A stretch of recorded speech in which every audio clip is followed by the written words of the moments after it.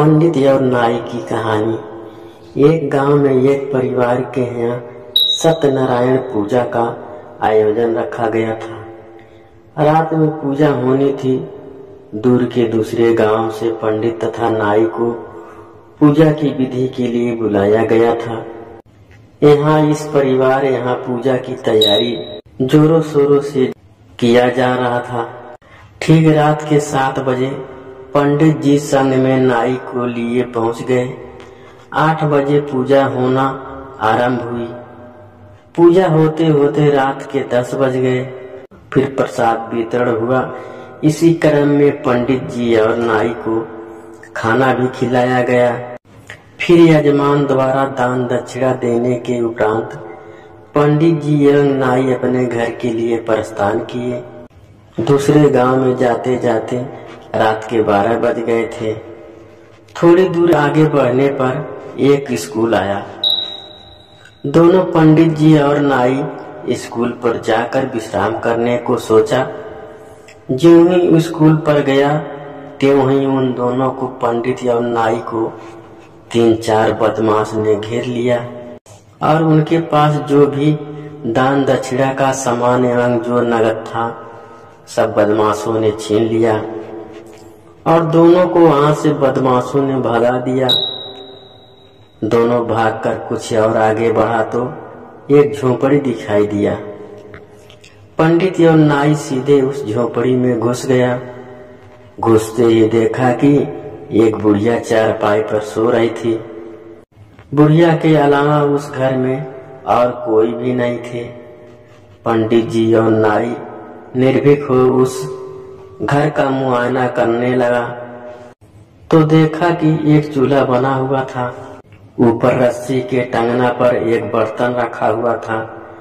पंडित ने नाई से कहा, जरा इस बर्तन को उतारो, देखते हैं क्या है। नाई ने फटाक से बर्तन उतारा, ढक्कन हटाया तो देखता है वह बर्तन दूध से भरा था।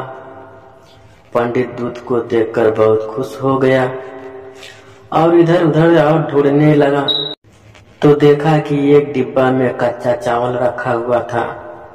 फिर वह चीनी ढूंढने लगा तो एक डिब्बे में चीनी मिल गई। फिर पंडित और नाई ने खीर बनाने का मन बनाया। चूल्हा तो था ही, चूल्हा जलाया और उस पर दूध का बर्तन रख दिया। फिर थोड़ी देर बाद चीनी और कुछ देर बाद चावल डाल दिया। आधा घंटा बाद खीर बनकर तैयार हो गई थी। अब दोनों खीर को खाने की तैयारी में थे। इससे पहले नाई ने कहा, पंडित जी एक बार बुढ़िया को देख लेते हैं। पंडित जी ने कहा, ठीक है देख लो। बुढ़िया तो वैसे ही सो रही थी लेकिन बुढ़िया का मुंह खुला हुआ था। सोने के दरमियान में नाई ने कहा, पंडित जी खाने से पहले एक करछुल इस बुढ़िया को खीर खिला देते हैं। पंडित जी ने भी कहा, हाँ खिला दो।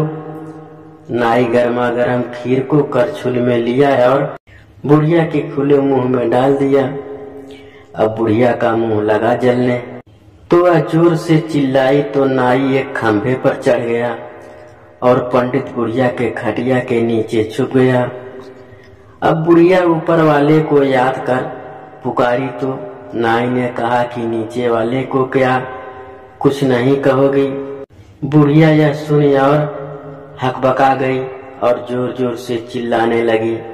चिल्लाहट सुनकर आसपास के लोग सब बुढ़िया यहाँ आ गए और पंडित तथा नाई को पकड़कर बंदी बना लिया। सुबह होते ही ग्राम के तमाम लोग बुढ़िया के यहाँ पहुँच गए और पंडित तथा नाई को डांटने लगे। तो पंडित तथा नाई ने रात की सारी कहानी लोगों को बताया। तब लोगों ने पंडित तथा नाई को बुढ़िया से गलती मंगवाया और लोगों ने चेतावनी भी दिया कि अब आइंदा ऐसा काम भूल से भी नहीं करना। पंडित तथा नाई सभी से अपनी गलती मांगकर घर की ओर चल दिया।